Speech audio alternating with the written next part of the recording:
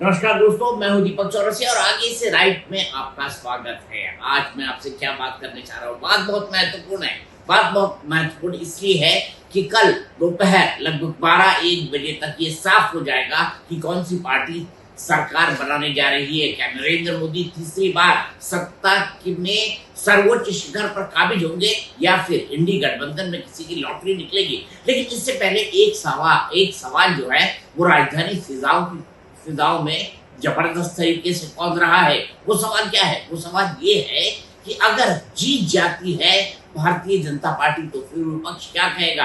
क्या वही वो पुरानी रटी रटाई रट दोहराएगा कि ईवीएम के चलते भारतीय जनता पार्टी जीत गए? क्या वो यही कहेगा कि धांधली हो गई? क्या वो यही कहेगा कि हमको लेवल प्लेइंग फील्ड नहीं दी गई? क्या वो यही कहेगा कि हमारे साथ इलेक्शन कमीशन ने न्याय नहीं किया? क्या वो यही कहेगा कि हम बार बार प्रधानमंत्री और उनके सहयोगियों के बयानों की शिकायत करते रहे लेकिन उनका सही ढंग से निपटारा इलेक्शन कमीशन ने नहीं किया? 2-3 बड़े बड़े मुद्दे थे इन चुनाव में। पहला ये कि जो वोट परसेंटेजेस आ रहे थे वो कुछ दिनों बाद आ रहे थे, उसको लेकर कांग्रेस ने और बाकी अपोजिशन पार्टीज ने लंबे सवाल उठाए। इसके एक्सप्लेनेशन में इलेक्शन कमीशन का साफ साफ कहना था कि किसी भी आधार में नंबर को छेड़ा छाड़ा नहीं जा सकता, क्योंकि नंबर को जब सील किया जाता है उस वक्त पॉलिटिकल पार्टी का रिप्रेजेंटेटिव वहां पे मौजूद होता है, जिसे फॉर्म 17C कहते हैं।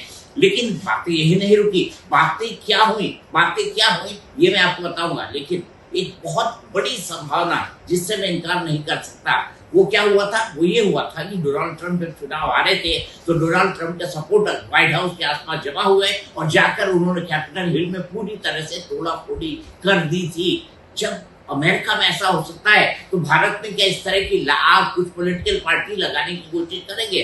पॉलिटिकल पार्टी अगर नहीं लगाती है तो क्या जो असामाजिक तत्व है वो इस तरह की हरकत करने की कोशिश करेंगे? क्या सामान्य तौर पर ये तमाम राजनीतिक पार्टी जो एंटी मोदी नैरेटिव पिछले 10 सालों से चला रही हैं वो इस हार को पचा पाएंगी? क्या वो इस हार के खिलाफ सड़क पर उतरेंगी? क्या वो इस हार के खिलाफ सुप्रीम कोर्ट के अंदर जाएगी? हालांकि मेरे कई सारे जानकार मित्र जो इस तरह के एक्टिविस्ट है, मोदी विरोधी है, वो मुझे बताते हैं कि भाई कोर्ट में भी जाया जाएगा और उसके साथ साथ सड़कों पर भी उतरा जाएगा। लेकिन उससे क्या हासिल होगा? उससे यही हासिल होगा कि हमारे देश की बदनामी होगी, क्योंकि हम भारत की खुद की चुनावी प्रक्रिया के बारे में जो है सवाल उठा रहे हैं। अब यहाँ पर सबसे बड़ा सवाल खड़ा होता है कि विपक्ष को किन किन मुद्दों पर ऑब्जेक्शन है। विपक्ष को ऑब्जेक्शन है सबसे पहले ईवीएम को लेकर विपक्ष को कंफ्यूजन है। विपक्ष को ऐसा लगता है कि ईवीएम को हैक किया जा सकता है। 2019 का चुनाव भी बीजेपी ने ईवीएम को हैक करके जीता था। याद होगा जब चुनाव एग्जिट पोल का रिजल्ट आया था और जब चुनाव परिणाम आने थे, मेरे ख्याल से 2 या 3 दिन का वक्त था और एक साथ कई सारे वीडियो सोशल मीडिया पर वायरल होने लगे थे कुछ ईवीएम मशीनों की जो रिप्लेसमेंट के लिए रखी थी, जो खराब हो चुकी थी, या फिर कुछ ऐसी मशीनें जिनको रिप्लेस किया गया था। ये तमाम मशीनों के फोटे आने लगे और कहा जाने लगा कि देखिए कितनी बड़ी धांधली हो रही है, दुनिया के सबसे बड़े लोकतंत्र के परिणामों को प्रभावित किया जा रहा है। अब सवाल ये उठता है कि आज तो मिसेस गांधी ने एक बड़ी बात कही। उन्होंने कहा कि कल तक का हमें इंतजार करना चाहिए, लेकिन कल तक के इस इंतजार के बाद क्या पचा पाएंगे इंडी गठबंधन के नेता अपनी खुद की हार का? आज मैं सबसे पहली बात दिग्विजय सिंह के बारे में करना चाहता हूँ। दिग्विजय सिंह से आज भोपाल में पूछा गया, उन्होंने कहा कि 295 प्लस अगर हम आते हैं तो इसका मतलब साफ साफ है हमारे एजेंडा को लोगों ने पहचाना है। तो उनसे पूछा अगर आप हार गए तो क्या होगा? इसका मतलब ईवीएम में गड़बड़ी है। तो नैरेटिव पहले ही बनाया जा रहा है, नैरेटिव पहले ही फिक्स किया जा रहा है, लेकिन ये नैरेटिव कहां तक जाएगा, आइए इसका विश्लेषण भी कर लेते हैं। विपक्षी और क्या क्या शिकायतें हैं उसमें आगे बढ़ो से पहले मैं समझाता था। कल एक बड़ा दिलचस्प वाक्य हुआ और ये दिलचस्प वाक्य क्या था?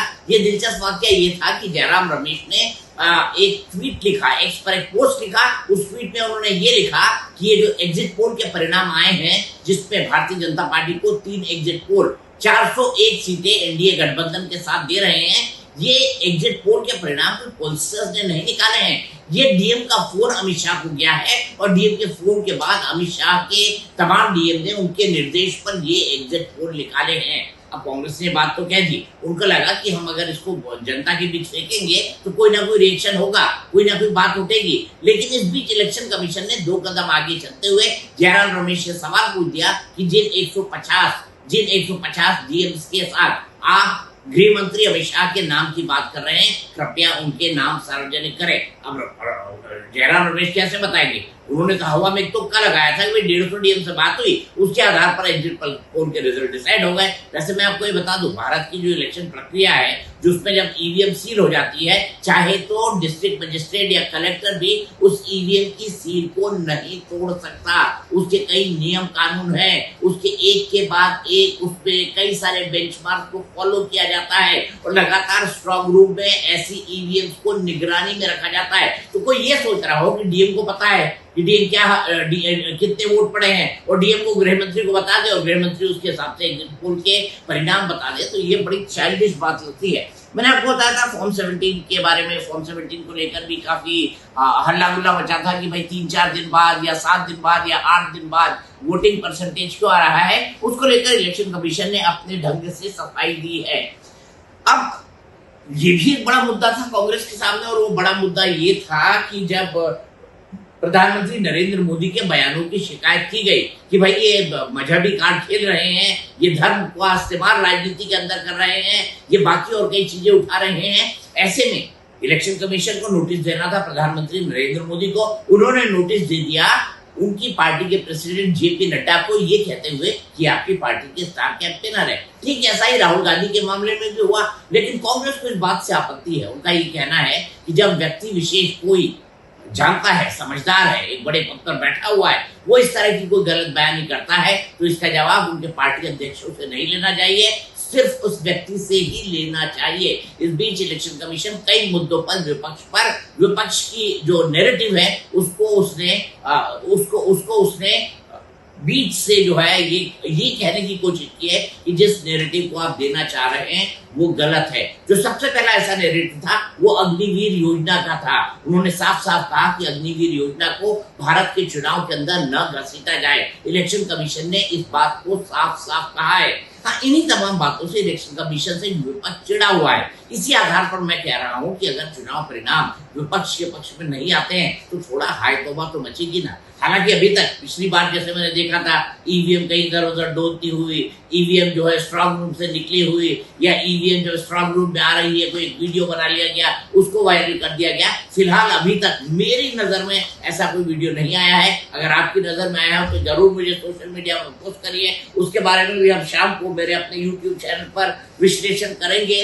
अब सवाल यहाँ पर यही खड़ा होता है, और जो सवाल सबसे बड़ा है, चुनाव के परिणाम के रिजल्ट अगर इंडी गठबंधन के विपरीत जाते हैं तो क्या?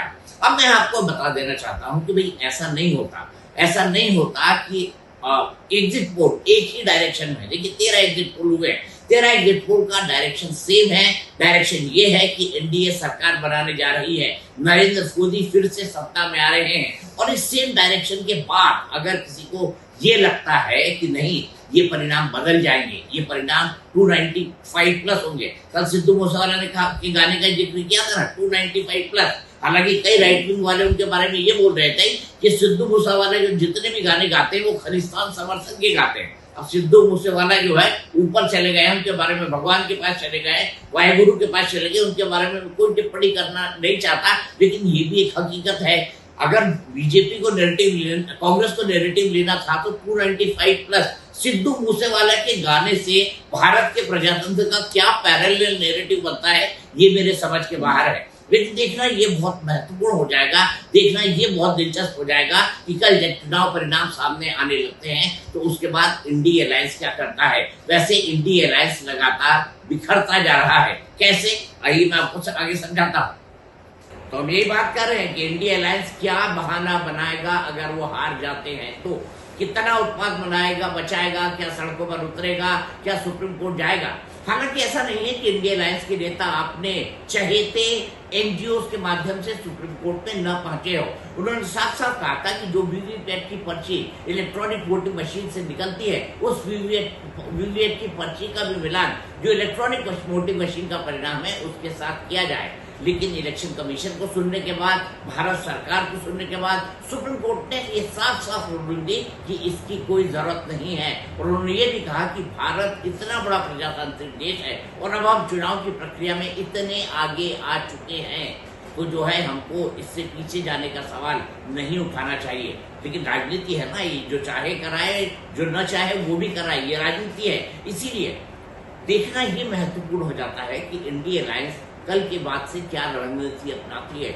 लेकिन मैं अपने तमाम साथियों से जो मुझे सुनते हैं, पसंद करते हैं या नापसंद करते हैं, उनसे ये भी कहना चाहता हूँ कि भैया ऐसा है, भारत दुनिया का सबसे बड़ा लोकतंत्र है। बड़े बड़े देश इलेक्शन कैसे लड़े जाएं इसकी ट्रेनिंग हमसे लेते हैं। बड़े बड़े देश हमसे इलेक्ट्रॉनिक वोटिंग मशीन मांग रहे हैं। बड़े बड़े देश हमसे वो स्याही मांग रहे हैं। ये देखिए मेरे हाथ पे लगी हुई है ना, ये स्याही मेरे हाथ पर लगी हुई है। इसका फॉर्मूला आज तक किसी को नहीं पता है। ये स्याही बनाई कैसे जाती है और ये मिट्टी क्यों नहीं है, तो ये भी अपने आप में एक दिलचस्प बात है। तो अगर हम चाहें तो इलेक्शन कमीशन का चुनाव का मॉडल, इलेक्शन कमीशन के चुनाव के तरीके, उसके चेक्स एंड बैलेंसेस, इसको न केवल हम दुनिया में लोगों को, अपने सहयोगी देशों को देते रहे हैं, बल्कि इलेक्शन ट्रेनिंग का एक सिस्टम भी हम शुरू कर सकते हैं पूरी दुनिया के लिए। और सोचिए ये हमारे लिए कितना रेवेन्यू जनरेट करेगा। तो हमको समझना सबसे पहले ये होगा कि देश के लिए क्या बेहतर है। समझना इसके साथ ये भी होगा कि आने वाले समय में कौन बेहतर रास्ता हमको दे सकता है।